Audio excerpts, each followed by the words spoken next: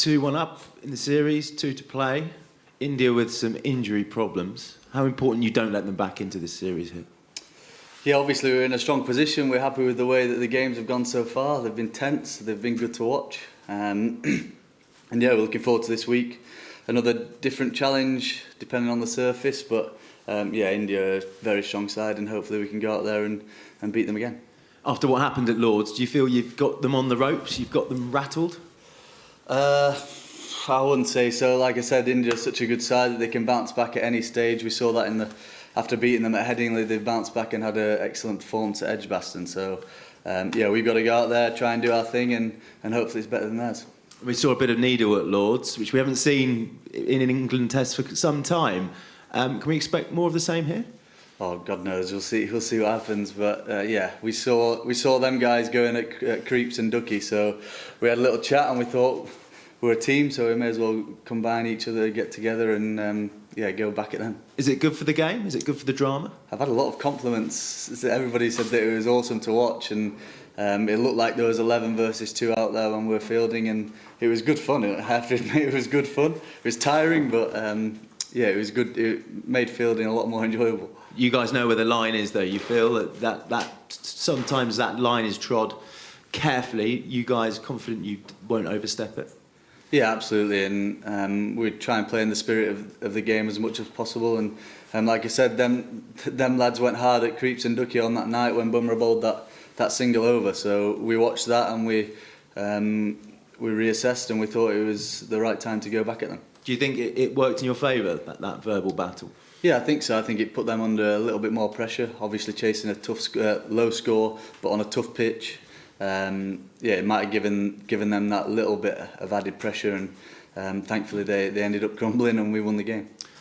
Shoaib Bashir's out with a finger injury. Liam Dawson comes into the squad, a man you know well. You brought him back into the white ball team recently. What qualities does he bring? Yeah, obviously different angles, left armour.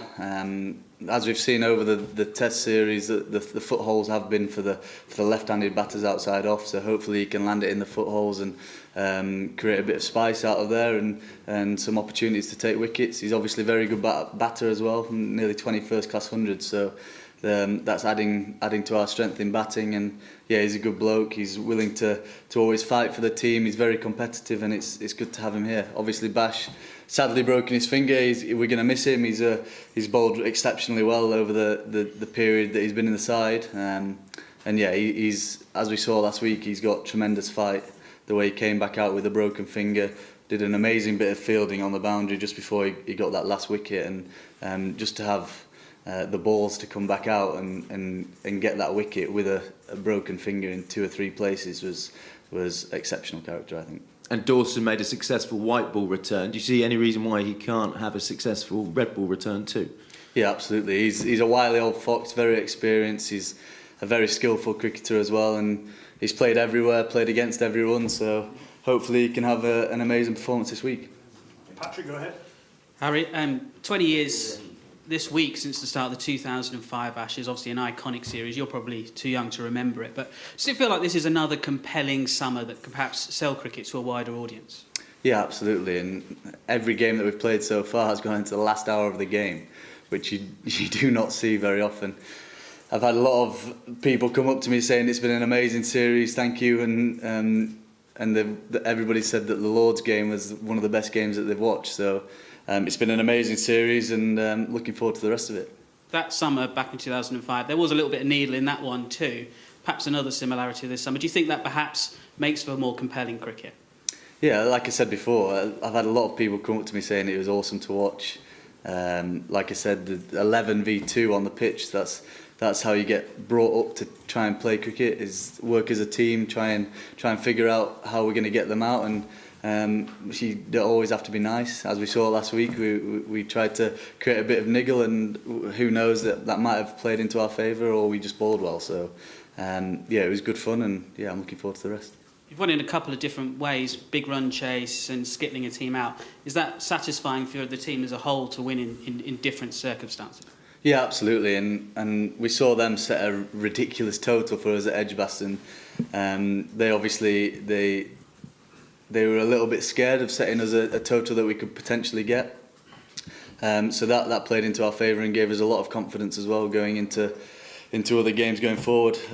Chasing that total at Headingley was unbelievable, a win as well, and then obviously last night the fight and determination we showed to get that last wicket, and the skills and patience that Stokesy showed as well throughout that period where we couldn't quite find the wicket. It was awesome to watch, and I'm sure it kept everybody on the edge of their seats. Dave, go ahead. Hi Harry, you say you've had a lot of compliments in the last week after a stunning Test match at Lords.